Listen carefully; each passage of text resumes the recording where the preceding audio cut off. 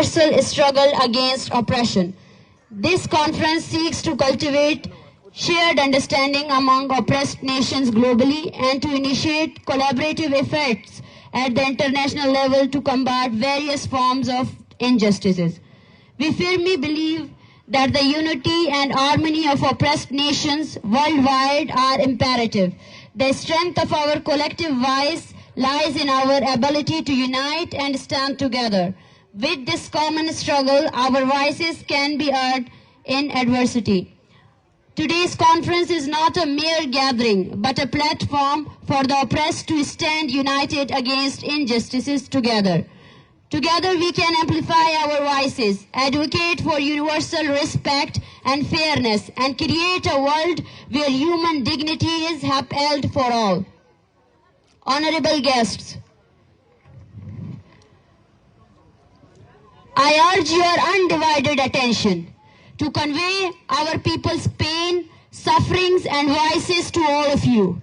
When we use the term Baloch genocide, we are often told that it is an exaggerated expression and that there is no genocide in Balochistan.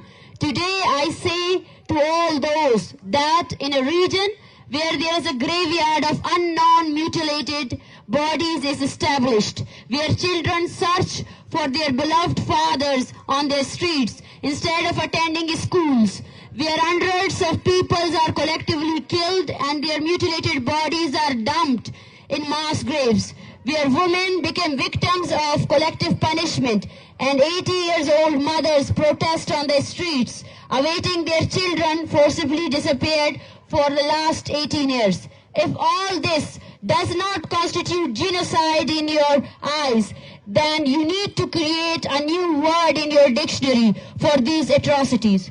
Balochistan is currently witnessing military operations, enforced disappearances, extrajudicial killings, and forced displacements, which are affecting thousands of lives. While I wish to present the painful stories of every family and individual in Balochistan, it is impossible to share thousands of painful stories in this brief speech. Hence, I will highlight major oppressive incidents in Balochistan. In January 2014, 2 mass graves were discovered in Tutak area of Guzdar, district Balochistan. According to human rights organization, there were approximately 169 mutilated bodies, with only 2 of them have been identified. They were those who have been previously forcibly disappeared. The rest of the bodies were unrecognizable. Ponder upon them, the massacre of Baloch people in Balochistan has been normalized. Considering these 169 were not animals but human beings, imagine the pain with which they were killed and dumped into mass graves, providing a glimpse into the dire situation faced by the Baloch nation in their homeland, Balochistan. For those who believe that human rights violations in Balochistan are confined to enforced disappearances, I draw their attention to another painful problem that is also created by the violent state. Thousands of people of Balochistan have been forcibly disappeared from their hometowns in Balochistan. Forced displacement started after the military operations in 1973, but large scale of incidents escalated after 2005. During the 2005 military operations, many peoples, including areas like Dera Bukti, Kolu, Kahan, Avaran, Kolwa, Mashke, Jau, Balgatar, Shapuk, and Dasht. These forced displaced families are now living in the worst situation in different areas of Balochistan, including interior Sindh, Karachi, Iran, Afghanistan, and other regions. Sadly, no human rights organization has adequately addressed the plight of these thousands of peoples. In Balochistan, there are thousands of families whose family members have been enforcedly disappeared. And I think I don't need to provide any reference or evidence for this, because today in this conference, there are dozens of families before you whose loved ones have been enforcedly disappeared. Many families present here have relatives who have been enforcedly disappeared for more than 15 or 20 years. Even today, the number of victims of forcibly disappear is in the thousands. And the most crucial aspect is that the person who is enforcedly disappeared not only endures difficulties, but the entire family of this person suffers for years. The thousands of families before you serves as an example of this. And they are witnesses of state barbarism. We traveled from Turbat to Islamabad to show you your state atrocities. And they will haunt you until you live there. They will haunt you. One day we will go to our homeland. But remember this, these women holding the pictures of their loved one will haunt you forever. That what you have done to their homeland, what you have given them in the name of your so-called developmental projects, in the name of your so-called state, what you have given them. Here in this conference, there are people whose loved ones were extrajudicially killed. Notably figures like Mama Kadir Baloch, a senior human rights activist, experienced the extrajudicial killing of his son, Jalil Reiki, after his enforced disappearances. And also, there is Baloch's mother, Baloch, who faced the same fate, being extrajudicially killed after his enforced disappearances. Even after being presented in court, I received the mutilated body of my father, Ghaffar Lango, after 2 years of his enforced disappearances. Over the past 20 years, numerous military operations have been conducted in the name of security in areas like Dera Bukti, Kolu, Kahan, Avaran, Mashke, Jao, Tutak, Balgatar, Dasht, Bolan, and many other areas. These operations resulted in the deaths of hundreds of innocent people, and thousands were displaced from their native villages and towns. Unfortunately, these operations continue to this day in different parts of Balochistan. Like still Pakistan wants to invade Balochistan, like still Pakistan wants to displace people in Balochistan. This was just a brief story of oppression in Balochistan. After hearing this account, I hope you will not say that the term genocide is exaggerated, but we will say that the genocide term is a small term. People around the world have to discover a new word that could fit what Baloch is suffering back in their homeland. Ladies and gentlemen, in this region where we reside, all oppressed nations including Pashtuns, Sindhis, Muhajirs, Hazara, Shias and Gilgitis are also victims of forced disappearances and extrajudicial killings. From the Khyber Pakhtunkhwa mountains to the Karachi Sea, thousands are deprived of freedom of expression and basic human rights. Some are oppressed based on their ethnic and religious identity, while others are silenced from raising their voices for their rights. Political leaders like Manzoor Pashtun have been continuously and unlawfully detained from the last 2 months for advocating Pashtun rights. For the past 20 years, the Hazara community has been facing mass killings based on their religious identity.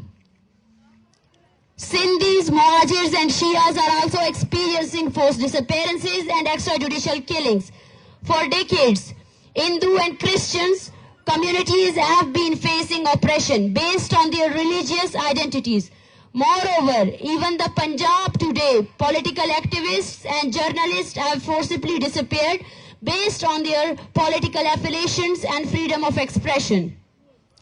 Yet today, we stand united with all the ongoing people's struggle in this region, whether it be the ongoing sit-in in Chaman or the ongoing protests in Gilgit-Baltistan. We stand in solidarity with Muhajirs, Sindhis, Hazaras, Pashtuns, Shias, Hindus, Christians, and all oppressed communities and support their struggle. Moreover, today the people of Kurdistan, Palestine, Afghanistan, and many other oppressed communities are facing oppression. We stand with the subjugated peoples of the world, and today there is a need for coordination among the movement of oppressed people, and we hope for a joint struggle between the subjugated nations of the world. Respected women, I extend my heartfelt appreciation to the women who have played a significant role in the movement of oppressed nations globally, including the ongoing struggle against Baloch genocide. I firmly believe that the involvement of women in any movement is crucial. Women constitute an integral part of our society, and their exclusion from any struggle based solely on gender is unjust. It is particularly important for women of subjugated nations to actively participate in the struggle, as they are subjected to extreme oppression. And without the participation of women, no struggle is efficient and no struggle is called people's struggle. The historic contribution of Baloch women in our ongoing long march against the Baloch genocide serves as an inspiration not only for the women in our region, but for the women across oppressed nations worldwide. I emphasize the utmost importance of a collective effort among women from all nations, including Kurdish women. I believe establishing a channel and a common platform for communication and joint struggle is desirable and necessary. Honorable human rights activists and journalists, I extend my utmost gratitude to all the human rights activists and journalists who have played a constructive role in this movement, becoming the voice for the voiceless. Simultaneously, we appeal to all those human rights organizations, journalists and human rights activists to stand in solidarity with the struggles of oppressed nations worldwide, including the Baloch nation, and amplify their voices. It is crucial to bring to this attention that state institutions are persistently employing force and violence in the ongoing movement against the Baloch genocide, adopting a consistently aggressive stance to suppress this movement. Despite these challenges, we remain steadfast, hoping to counter these violent attitudes with unwavering determination. In this challenging time, we seek your support and assistance, and trust that you will stand by us and you will witness with us what state is doing. Ladies and gentlemen, this International Conference of Oppressed People aims to promote unity among oppressed peoples globally, including those in this region. We comprehend the global oppression faced by the oppressed people today. And to end this oppression, it is imperative to foster solidarity in the struggles of oppressed peoples worldwide, alongside those in this region. Finally, on behalf of the Baloch Ekjehti Committee, I express deep gratitude to the peoples of all oppressed nations, the honorable guests and speakers, and everyone who contributed to the success of this conference and also to the success of this movement, who are with us and will be with us whenever we urge their support. Thank you very much.